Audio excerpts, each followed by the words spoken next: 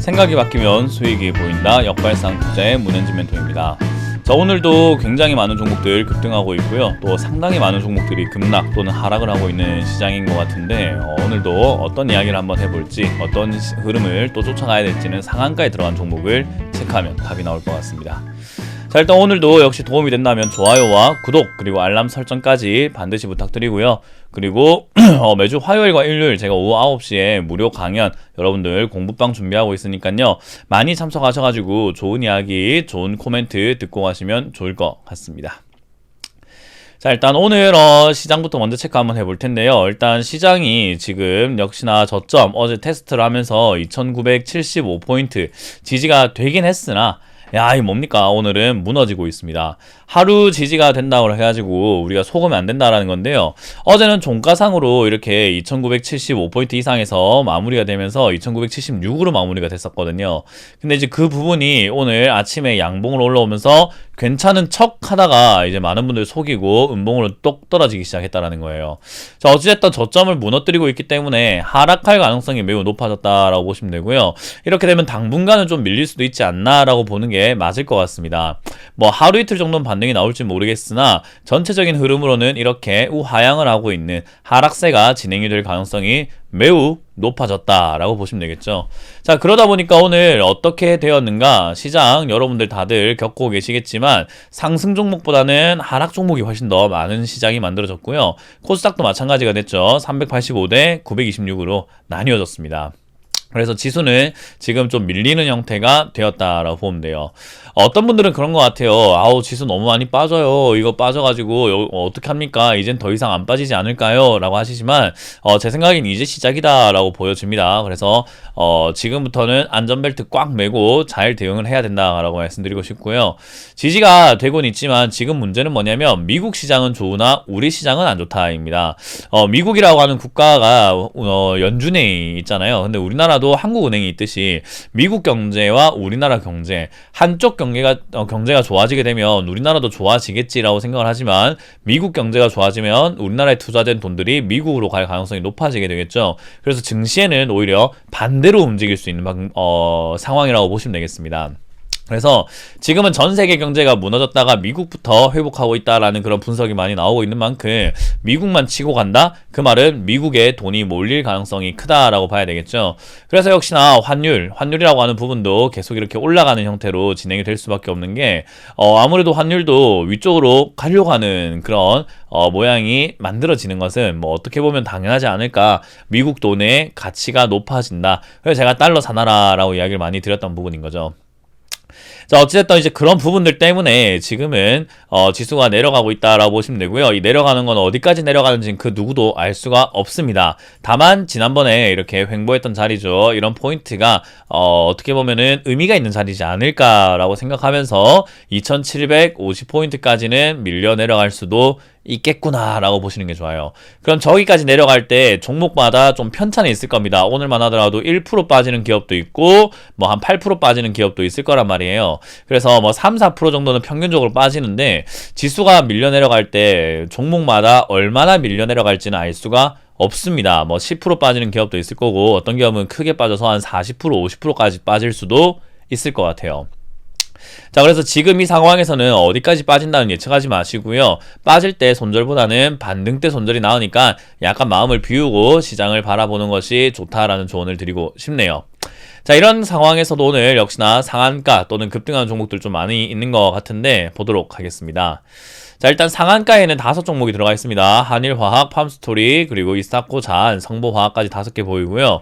상한가 근접 종목으로는 19종목이 보입니다. 그리고 상한가 들어갔다 나오는 종목도 3종목이나 4종목이나 되는 것 같고요.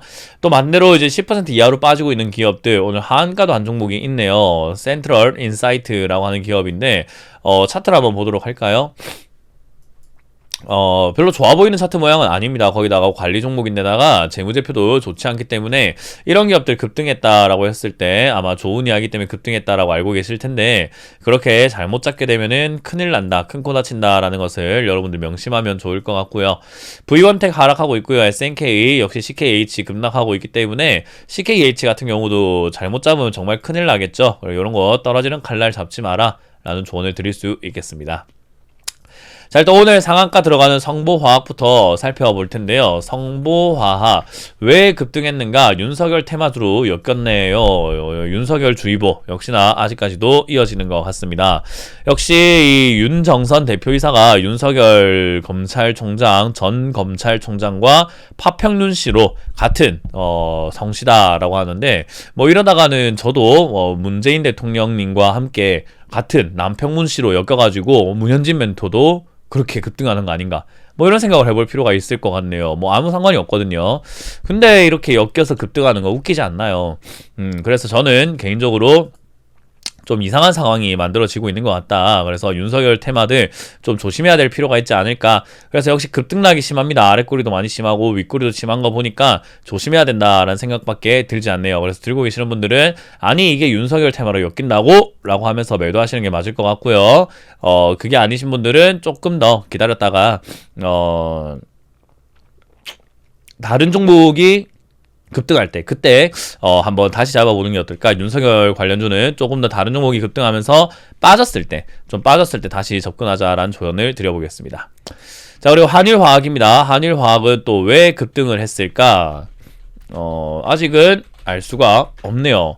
일단 한일화학은 뉴스가 나온 것은 없습니다. 이것도 윤석열 관련주가 됐을지 어땠을지는 알 수가 없으나 일단은 급등을 하는 모습이죠. 최근에 이제 현금 배당을 하겠다라는 그런 뉴스가 있었던 것은 사실이나 그 외에 상승해야 되는 이유를 알 수가 없을 것 같습니다. 그래서 한일화학은 일단 나쁜 기업은 아니지만 이유가 없이 올라왔기 때문에 저는 장기 보유보다는 역시나 품절주로 올라왔을 가능성도 보여지거든요. 주식수가 350만 주밖에 안 돼서 품절주로 올라왔다라고 한다면은 바로 급락할 수 있습니다. 그래서 18,000원대나 그 이상에서 그냥 빨리 마무리하시는 것을 추천드려 봅니다. 자, 그리고 이스타코입니다. 이스타코 같은 경우는 왜 올라왔을까라고 한다면은 아직까지는 정확하게는 알 수가 없네요. 이것도 이스타코 역시나 동전주에서 지폐주가 되다 보니까 야 이거 더 간다, 500원짜리가 지금 1,500원이 됐어, 난리가 났어, 수익률 장난 아니야, 약간 그런 분위기가 만들어지고 있다라고 보여지니까요. 그 점은 좀 여러분들이 좀 주의하셔야 될 것 같습니다. 지금 이 종목은 약간 좀 과열 단계인데다가 투기가 많이 일어나고 있는 것 같기 때문에 이스타코는 저는 버리자, 이제는 들고 있으신 분들은 매도하자, 그리고 쳐다도 보지 말자라는 조언을 드릴 수가 있겠네요. 자, 그리고 팜스토리입니다. 팜스토리 이거는 축산 유가공주가 올라왔다라고 했고 배합 사료 관련주 올라왔다라고 하는데, 사실 육개주가 올라올 만한 지금 테마가 있을까? 사실 양돈주, 육개주 이런 쪽들이 올라올 이유가 있나? 사실은 그렇게까지는 잘 모르겠습니다. 그런데도 일단 올라오고 있는 부분인데요. 이 기업은 실적이 잘 나오고 있는 기업이기 때문에 올라오는 게 이상하지는 않아요. 그렇다고 해도 그거에 비해서 너무 많이 올라온 것은 사실이기 때문에 지난 전고가 이제 전고점인 2,200원짜리 이 자리를 넘어서게 되면 2,500원, 600원까지 갈 수 있으나 지금 이제 좀 버거운 자리까지 올라왔다라는 것이 또 팩트이기 때문에 여러분들 그 점 참고하셔가지고 매도 관점으로 보시는 게 어떨까. 팜스토리는 지금도 상한가에 들어갔다 풀렸다 하는 거 보니까 물량, 지금 매물이 굉장히 많이 나오고 있다라는 관점으로 접근하시는 게 좋을 것 같습니다. 그래서 팜스토리가 올라갔다라는 것은 식품 관련주라든지 육계 관련주, 양돈 관련주, 비료 관련주, 사료 관련주까지도 퍼질 수 있기 때문에 그런 관련주 중에서 올라오지 않은 종목을 좀 잡아 놓는다면은 역시 지수는 내려가더라도 종목은 올라가는 그런 현상을 여러분들도 만끽할 수 있지 않을까 생각이 드네요. 자, 그리고 자안입니다. 자안이라고 하는 회사는 스마트폰이라든가 이런 거에 우리 페인트 있죠. 페인트 같은 거를 특수 도료를 뿌려가지고 이렇게 포장을 하거나 색칠하는 그런 기업이라고 보시면 좋을 것 같아요. 실적이 되게 안 나오는 기업입니다. 자안이. 근데 오늘 왜 급등을 했는가? MP 한강으로 이제 최대 주주가 변경이 되었다라는 그런 이야기가 함께 급등하는 것 같은데, 실적이 역시 저조하죠. 8억 벌고 80억 적자, 4억 벌고 올해도 한 60억 이상의 적자가 날 것 같은데, 이제 그런 부분들 때문이라도 역시나 대주주가 바뀌었다라는 호재 하나만으로 올라오기에는 좀 아쉽지 않나라는 생각이 좀 듭니다. 그래서 자안 이렇게 보면은 나쁜 기업은 아니나 좋은 기업도 아니다 이런 생각이 들어서 지금 최근에는 바이오 헬스케어를 케어 기업으로 지금 좀 변화를 좀 모색을 하고 있네요. 원래 그 전까지는 아니었는데 헬스케어로 갔다? 냄새가 납니다. 이거 약간 작전주 느낌이 납니다. 그래서 이거는 작전주가 된다면은 급등도 금방 하지만은 마지막에 폭탄 터트리듯이 터져버리는 경우들이 많습니다. 지금 앞에도 나와있죠. 급등도 쉽지만 폭탄 터진다. 그래서 이거 잘못 잡으면은 진짜 큰일 나요. 그래서 이런 거는 조심하자라는 조언을 드릴 수가 있겠습니다. 뭐 그 외에도 상당히 많은 종목들이 급등합니다. 윤석열 관련주 여전히 급등 중이고요. 에너지 관련주도 조금 많이 보이는 것 같습니다. 유니슨 같은 경우 이제는 반등 포인트를 잡아가는 것 같은데, 뭐 아직 이렇다 할 만한 포인트라던가 뭐 우리가 공략해볼 만한 어떤 자리는 보이질 않아요. 역시나 시장이 밀리고 있기 때문이죠. 그래서 시장이 밀리고 있을 때는 추가 매수, 신규 매수를 함부로 해서는 안 된다라는 것을 기억하시면서 지금은 쫓아갈 테마를 찾아 놓는 것만으로도 뭐 나쁘지 않은 준비라고 생각이 듭니다. 그래서 우리가 운동을 하거나 뭘 할 때 뭐 운전도 그렇잖아요. 우리 예열한다라고 하죠. 그래서 지금은 준비 운동하는 단계다라고 생각하시면서 어떤 종목을 잡아 놓을까 하면서 여러분들이 종목을 발굴해 놓는 시간으로 가져가시는 게 어떨까? 뭘 사 놓는다 개념보다는 발굴해 놓는다 개념으로 시장을 바라보시길 바라겠습니다. 자, 오늘 이렇게 마쳐보도록 할게요. 지금까지 역발상 투자의 문현진 멘토였습니다. 고맙습니다.